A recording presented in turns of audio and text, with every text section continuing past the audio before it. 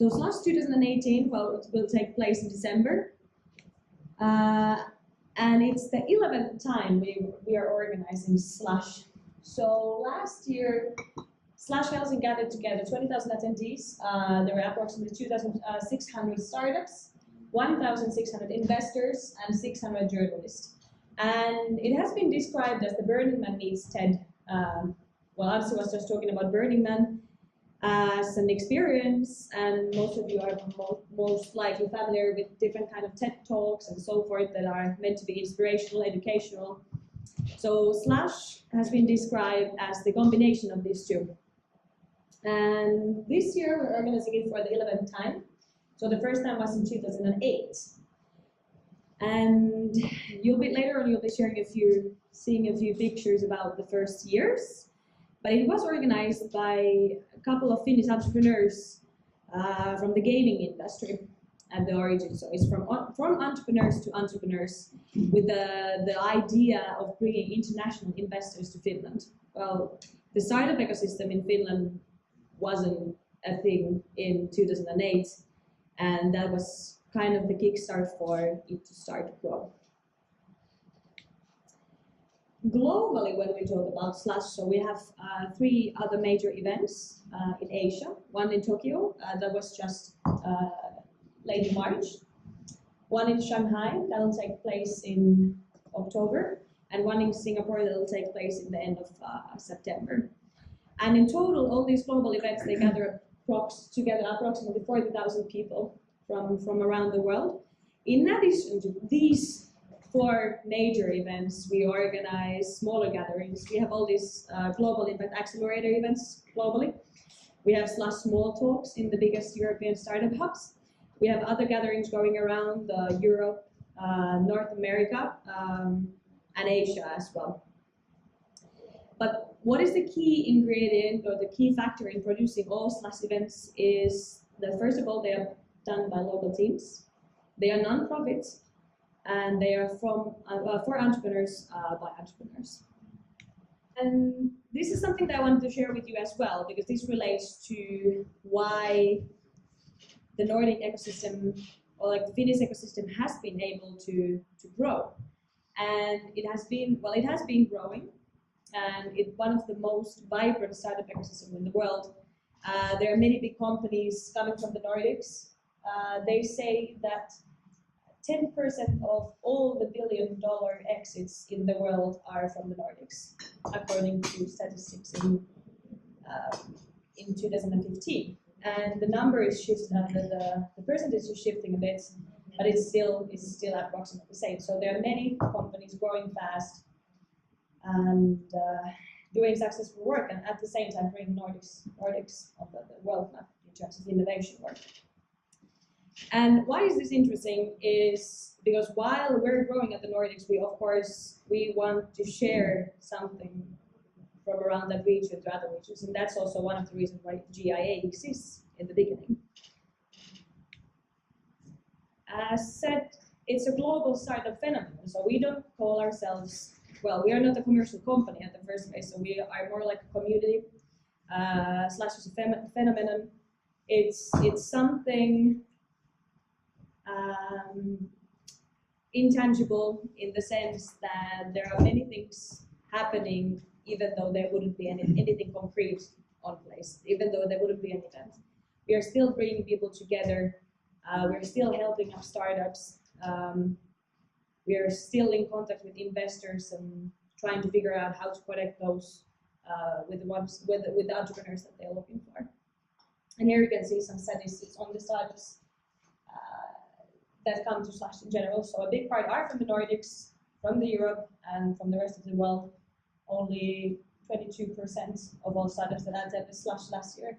And most of them are focusing on analytics and big data, AI, and then comes the rest of the fields. And then there's also the question, so why will Slush be any better than any other innovation or tech or startup event in the world? It's because we are focusing on connecting the people. As I said, we want to become the biggest network of startups, entrepreneurs and investors tech talent in the world.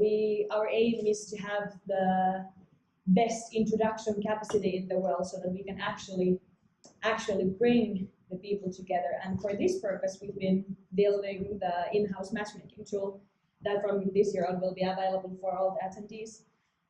And last year, there were more than 6,000 meetings booked through the application, in addition to all the ad hoc meetings and all the side events and everything that's happening around Slush or during the entire week that is built around it. And this is something that makes it special. We've been putting a lot of efforts in the matchmaking tool. We're developing it all the time, all year round. And so far, we haven't gone to any event, we haven't seen any products alike that will do the job at least any better than the product that we have does. So this is kind of the ground rule that we're constantly developing to serve the visitors to Slush and the people within the networks even better. And so a little bit about Slush's mission. So at the base, we want to be building a radically positive culture around entrepreneurship. That's what we've been doing for the past 10 years. We want to profile the Nordics as one of the major technology hubs globally. That has been accomplished to some extent. There's still a lot of work to do. And we want to make venture capital more accessible, which was at the very core of Slush, which was the very first, the primary reason why Slush was organized in the first place, to bring international investors to Finland. And from these three visions, so to say, our more concrete missions are that we want to find 100 companies from the Nordics that will grow like Smartly. Smartly is the fastest growing company in the region at the moment, and they've been producing an extremely efficient software for social media marketing and optimizing it. And our mission is to find the next big companies that will do the same job and become Spotify's, Skype's, Unity's, and so forth, the big companies from around the region. And as I said, we want to become the best, the network with the best introduction capacity in the world. Some say that we are the best entrepreneur, one of the best entrepreneurs and tech-focused conferences in the world, which according to some might be true. So, but the big question here, I think that what you are more interested about is like, how did we get there? How have we done all this? And how did we start? And we started small. We started somewhat from this. Some of you, when you've been to Helsinki, when you've attended maybe some side events around Slush, you might know this building. It's called Korjaamo. It's in the heart of Helsinki, but not in the city center. Here is our old visual image, Slush with the reindeer. Why Slush? Well, it was organized at the end of November when there's a lot of slush on the ground, and the first organizing team, Peter Westerback and his companions decided that, well, as there's slush on the ground, let's call the event Slush. And it was a 200, 300 entrepreneur-sized event in the beginning. It wasn't much, it wasn't on the media, people didn't talk about it, they accomplished to bring some international investors in, and well, it was the beginning. It was small, and then it started to grow. This was in 2008, 2009, 2010, when the event was organized in this venue that only hosts a couple of hundred people. Then in 2011, the founders of Slush met a group of passionate, entrepreneurial-minded students from Aalto University.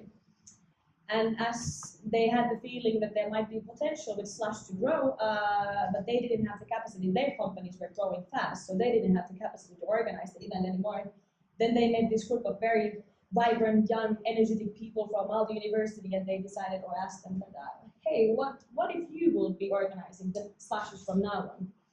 So the slash came to all the entrepreneurs in society, and the people behind it then are also actually successful entrepreneurs today. And in 2011, the event was transferred to didn't look like this yet, but it was at this venue. So it changed venue to become a little bit bigger in terms of capacity, a little bit bigger in terms of people who visited. So this venue hosts up to 2,000 to 3,000 people in total. And during the first years, Anssi might be sharing some thoughts of the first years of Slush and how things were done. There were no much resources, so it was organized by a group of students. They needed to find many partners to finance the project. First of all, it was still working as well. It was organized by a student association, so it had to be non-profits. There were lots of trials and errors. There were lots of big ideas that didn't happen. The venue at some point was only built of wooden pallets that are used for transporting heavy materials. And there were many things that didn't work. There are many things that weren't thought at all. But still, they managed to put up the event. And then after the event was held here for the last time, 2013, the organizing team, that's very same group of students as in the beginning, they thought that let's make it big. And then they decided to take a risk, rent the exhibition and convention center in Helsinki. And they were like, yes, we're going to bring 10,000 investors and entrepreneurs to Finland.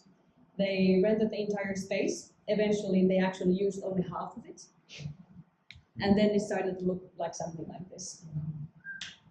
And so in 2014, it was the first year when Slush was organized in the venue that you visited. But even in 2014, it didn't look like the same as it looked like last year or the year before. It has been developing a lot. It has been evolving tremendously.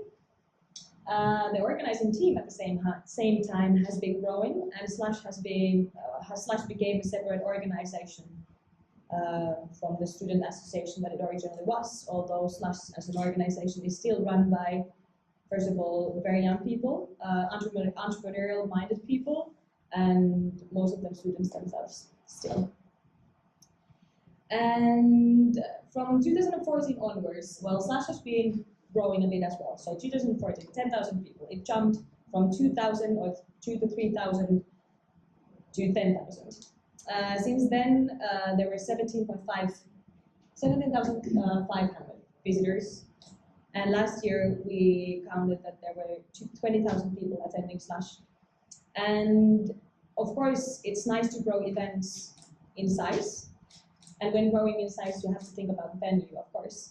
But at some point, there comes a limit. You cannot grow the event in size, so you have to grow the experience. You have to grow the quality of the event and focus on the people who are there.